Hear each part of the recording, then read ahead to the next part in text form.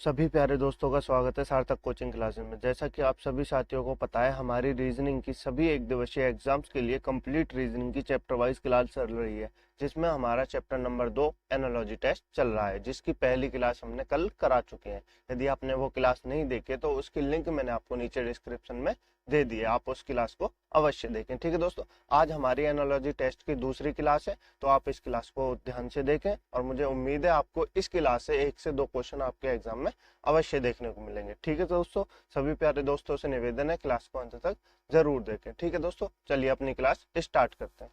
तो आप याद रखेंगे आज चैप्टर नंबर 2 है, हमारा चैप्टर नंबर फर्स्ट था कोडिंग रिकॉर्डिंग, जो मैंने कंप्लीट करा दिया है। आज है एनालॉजी टेस्ट, जो हमने दूसरी क्लास। ठीक है दोस्तों, जिसकी पहली क्लास हमने कल करा दिया, आपने नहीं देखी तो उसको अवश्य देखें। ठीक है दोस्तों, चलिए अपनी क्लास स्टार्ट करते हैं।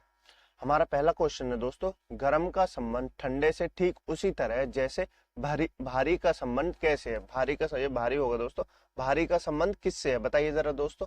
भारी का संबंध किससे है? गर्म का संबंध ठंडे से है, ठीक उसी तरह जैसे भारी का संबंध किससे है। भारी का संबंध किससे है? देखिए दोस्तों, गर्म क्या है? गर्म ठंडे का क्या है? गर्म ठंडे का विलोम है। गर्म ठंडे का विलोम है, तो हमको क्या ढूंढना है? हमको भारी का विलोम ढूंढना है। और भारी का विलोम क्या होता है? जो भारी होता है उसका विलोम क्या होता है? उसका विलोम होता है हल्का। क्या होता है? उसका विलोम होता है हल्का। यानी कि ऑप्शन नंबर डी हमारा बिल्कुल सही ऑप्शन है। गर्म का संबंध ठंडे से है, तो भारी का संबंध क्या होगा? गर्म ठंडे का विलोम है ना सर, तो भारी का विलोम क्या होगा? भारी का विलोम तो हल्का होगा। तो यानी ऑप्शन नंबर डी हमारा बिल्कुल सही आंसर है। ठीक है दोस्तों, चलिए नेक्स्ट चलते हैं। नेक्स्ट क्वेश्चन है दोस्तों, उस विकल्प का चयन करें जो तीसरे शब्द से उसी प्रकार संबंधित है जिस प्रकार दूसरा शब्द पहले से संबंधित है। बताइए जरा दोस्तों, वीडियो को पॉज कीजिए, क्वेश्चन को सॉल्व कीजिए दोस्तों। बताइए जरा, ये 25, 49, 63 के बाद क्या आएगा? बताइए जरा दोस्तों। चलिए मैं आपको बताता हूँ क्या आएगा दोस्तों। देखिए 25 लिख रहा है, इसका 49 बना है, ये कैसे बना होगा? देखिए ये तो आपको पता है 25 भी वर्ग है और ये भी वर्ग है, लेकिन 63 वर्ग नहीं है। 63 वर्ग नहीं है, तो आप इसमें लॉजिक लगाएंगे वर्ग का तो शायद मुश्किल है, क्योंकि देखिए 25 वर्ग है, 49 वर्ग है और 63 तो वर्ग नहीं है। देखिए अब मैं बताता हूँ आपको ये 49 कैसे बना। ये 25 दिख रहा है आपको, 25 दिख रहा है। 25 कैसे दिख रहा है? इन दोनों को ऐड करेंगे तो क्या बन जाएगा? इन दोनों की डिजिट ऐड करेंगे तो क्या बन जाएगा? 7 बन जाएगा। लेकिन 7 का स्क्वायर तो 49 होता है, 49 होता है ना, और 49 हमको दिया हुआ है। ठीक है दोस्तों, ये कितना है? 63, 63 है। अब 63 की डिजिटों को ऐड करेंगे तो कितना हो जाएगा? 9 हो जाएगा। 9 का स्क्वायर कितना होता है दोस्तों?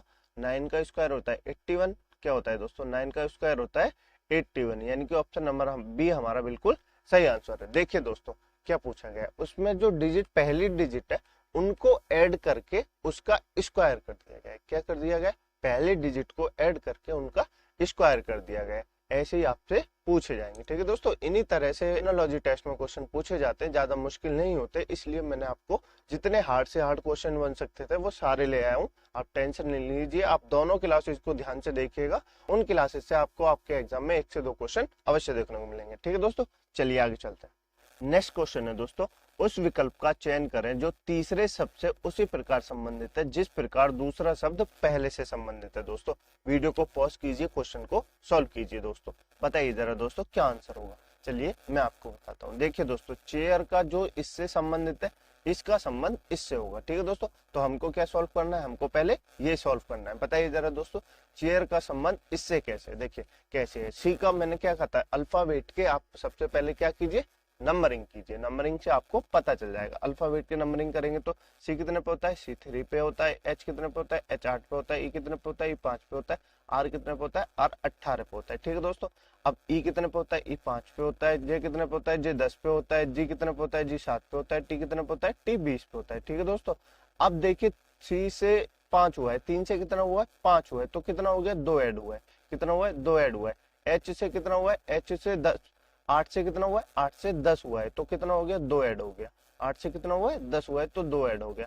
और 5 से 7 हुआ है, तो कितना हो गया? 2 ऐड हो गया। ठीक है दोस्तों, और ये आर 18 से 20 हुआ है, तो कितना हो गया? इसमें भी 2 ऐड हो गया।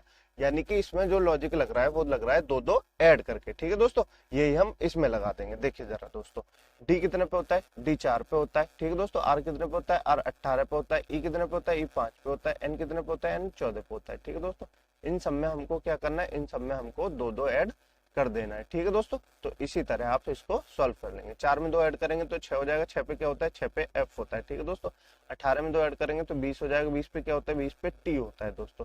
5 में 2 ऐड करेंगे तो 7 हो जाएगा, 7 पे क्या होता है, 7 पे जी होता है दोस्तों। 14 में 2 ऐड करेंगे 16, 16 पे क्या होता है दोस्तों, 16 पे पी होता है। यानी कि F D G P, F D G P जहां भी है अपना वही सही ऑप्शन है, एफ टी जी पी, यानी कि ऑप्शन नंबर ए हमारा बिल्कुल सही आंसर है। ठीक है दोस्तों, किसी भी तरह से लॉजिक लगा सकता है। मैंने आपको कहा है जब भी आपसे अल्फाबेटिक के क्वेश्चन पूछे जाए तो आप सबसे पहले उनकी नंबरिंग कर लीजिए, क्योंकि नंबरिंग करने के बाद आपको लॉजिक आसानी से दिख सकता है कि इसमें क्या लग रहा है, 2 ऐड हो रहे हैं, 3 ऐड हो रहे हैं, मल्टीप्लाई हो रहा है, अपोजिट वर्ड लिख रहा है, क्या लिख रहा है, तो आप इसको ऐसे सॉल्व कर सकते हैं। ठीक है दोस्तों, और अपना टाइम बचा सकते हैं। चलिए आगे चलते हैं। नेक्स्ट क्वेश्चन है दोस्तों, कप उसी प्रकार संबंधित है क्रॉकरी से जैसे पेन संबंधित है किससे, बताइए जरा दोस्तों। कप उसी प्रकार संबंधित है क्रॉकरी से, पेन किससे संबंधित है, बताइए जरा दोस्तों। वीडियो को पॉज कीजिए, क्वेश्चन को सॉल्व कीजिए दोस्तों। देखिए कप का संबंध किससे, कप का संबंध क्रॉकरी से है। अब क्रॉकरी से कैसे, कप कहाँ मिलता है दोस्तों, कप मिलता है क्रॉकरी में। कहाँ मिलता है दोस्तों, यहाँ कप मिलते हैं उसको क्या कहते हैं, उसको कहते हैं क्रॉकरी। ठीक है दोस्तों, यहाँ कप मिलते हैं उसको क्या कहते हैं, उसको कहते हैं क्रॉकरी। अब यहाँ पेन मिलता है तो उसको क्या कहते हैं, उसको क्या किताब कहते हैं, नहीं कहते। उसको क्या स्याही कहते हैं, नहीं कहते। उसको क्या कागज कहते हैं, नहीं कहते। उसको क्या कहते हैं, उसको कहते हैं स्टेशनरी। क्या कहते हैं, स्टेशनरी। जहाँ पे पेन मिलते हैं उसको क्या कहते हैं, उसको कहते हैं स्टेशनरी। यानी कि ऑप्शन नंबर बी हमारा बिल्कुल सही आंसर है। ठीक है दोस्तों, कप कहाँ मिलते हैं, कप जहाँ मिलते हैं उसको कहते हैं क्रॉकरी। ठीक है दोस्तों, पेन जहाँ मिलते हैं उसको क्या कहते हैं, उसको कहते हैं स्टेशनरी। ठीक है दोस्तों, आप ये याद रखिएगा। चलिए आगे चलते हैं। नेक्स्ट क्वेश्चन है दोस्तों, एन क्यू से उसी प्रकार संबंधित है एस वी से जिस प्रकार डी एफ संबंधित है किससे, बताइए जरा दोस्तों। डी एफ किससे संबंधित है, आपसे क्वेश्चन पूछा गया है। एन क्यू से उसी प्रकार संबंधित है एस वी से जिस प्रकार डी एफ संबंधित है किससे, बताइए जरा दोस्तों। वीडियो को पॉज कीजिए, क्वेश्चन को सॉल्व कीजिए। ठीक है दोस्तों, चलिए मैं आपको सॉल्व कराता हूँ। एन किससे संबंधित है, एन इससे संबंधित है, एन और क्यू इससे संबंधित है। हमको किसका कोड ढूंढना है, पहले हमको इसका कोड ढूंढना है। देखिए दोस्तों, हम क्या करेंगे, हम नंबरिंग करेंगे। एन कितने पे होता है दोस्तों, एन 14 पे होता है। क्यू कितने पे होता है, क्यू 17 पे होता है। ठीक है दोस्तों, एस कितने पे होता है, एस कितने पे होता है, एस 19 पे होता है। और बी कितने पे होता है, वी 22 पे होता है। ठीक है दोस्तों, बताइए जरा ये 14 से 19 और ये 17 से 22 कैसे हुआ है। 14 से 19 कैसे हुआ है, 14 में 5 जोड़ेंगे तो कितना हो जाएगा, 14 में 5 जोड़ेंगे तो 19 हो जाएगा दोस्तों।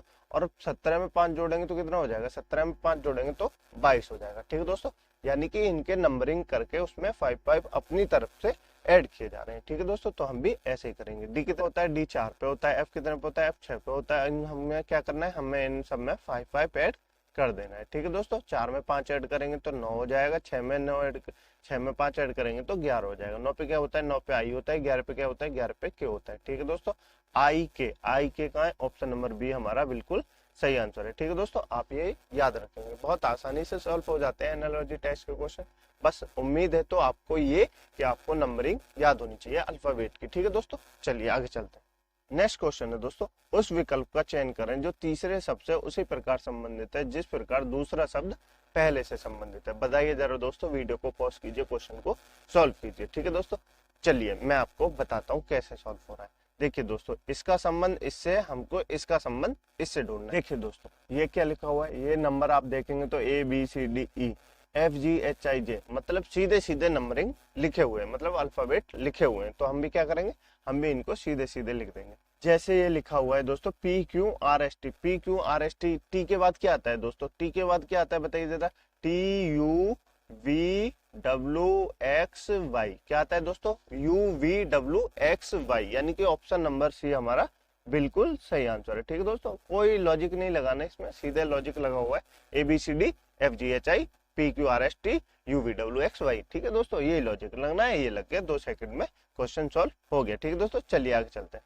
नेक्स्ट क्वेश्चन है दोस्तों, उस विकल्प का चयन करें जो तीसरे शब्द से उसी प्रकार संबंधित है जिस प्रकार दूसरा शब्द पहले से संबंधित है। बताइए जरा दोस्तों, वीडियो को पॉज कीजिए, क्वेश्चन को सॉल्व कीजिए। ठीक है दोस्तों, चलिए मैं आपको बताता हूँ कैसे है। देखिए, धनुष का संबंध किससे है, धनुष का संबंध बाण से है। किसका संबंध है, धनुष का संबंध बाण से है। तो पुस्तौल का संबंध किससे होगा, बताइए जरा दोस्तों। धनुष में क्या लगाया जाता है, धनुष में क्या लगाया जाता है, जब धनुष को चलाया जाता है तो धनुष में बाण लगाया जाता है।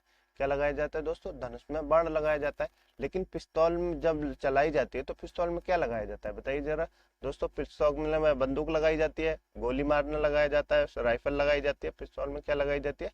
पिस्तौल में लगाई जाती है गोली, यानी कि ऑप्शन नंबर ए हमारा बिल्कुल सही आंसर है। ठीक है दोस्तों, यही छोटे छोटे से लॉजिक है, ये क्वेश्चन सीजीएल में पूछा गया है और आपको लगे कि ये ऐसे ही छोटा मोटा सीजीएल में पूछा गया क्वेश्चन है दोस्तों। मैंने यहाँ लिखे नहीं है कि किस किस में पूछे गए, पर ये क्वेश्चन किसी ना किसी एग्जाम में जरूर आए। ठीक है दोस्तों, मुझे उम्मीद है ये आप सारे क्वेश्चन आपसे बन पा रहे होंगे। ठीक है दोस्तों, चलिए आगे चलते हैं। नेक्स्ट क्वेश्चन है दोस्तों, उस विकल्प का चयन करें जो दिए गए समूह का सार्थक क्रम को दर्शाता है। बताइए जरा दोस्तों, वीडियो को पॉज कीजिए, क्वेश्चन को सॉल्व कीजिए दोस्तों। देखिए दोस्तों, ये जो दिया हुआ है हमको इसका सार्थक क्रम दर्शाता है। जैसे इसमें लॉजिक लगा हुआ है वही लॉजिक इन चारों में से किसी एक में लगा होगा, तो आपको वो बताना है। ठीक है दोस्तों, बताइए जरा दोस्तों। चलिए मैं आपको बताता हूँ क्या लॉजिक लगा हुआ है। देखिए जरा दोस्तों, इसमें कोई स्क्वायर का तो लॉजिक लगा नहीं है, आप देख लीजिए ध्यान से, स्क्वायर का तो लॉजिक लग नहीं रहा। देखिए हम क्या करते हैं, पहले इनको ऐड करते हैं, या तो इन दोनों से, देखिए या तो इन दोनों से ये बना होगा, या इन दोनों से ये बना होगा, या इन दोनों के ऐड से ये तीसरा बना होगा। ठीक है दोस्तों, तो इसमें से कुछ भी हो सकता है। सबसे पहले हम क्या करते हैं, हम इन दोनों को ऐड कर लेते हैं, इन दोनों को ऐड करके देखते हैं। 4 4 प्लस कितना होगा 70, इसको ऐड करके देखते हैं। 4 और 7 4 11 11। अब 10 का आधा कितना होता है, इसको आधा करके देखते हैं तो कितना हो जाएगा 57। 5 दूनी 10 और 2 सत्ते 14, यानी कि 57 इसका आधा करके। चलिए दोस्तों, अब हम इनको सॉल्व करके देखते हैं। देखिए दोबारा, 40 और 50 को ऐड करेंगे तो कितना हो जाएगा, 40 और 50 को ऐड करेंगे तो 90 हो जाएगा, 90 का आधा करेंगे तो कितना हो जाएगा 45 हो जाएगा।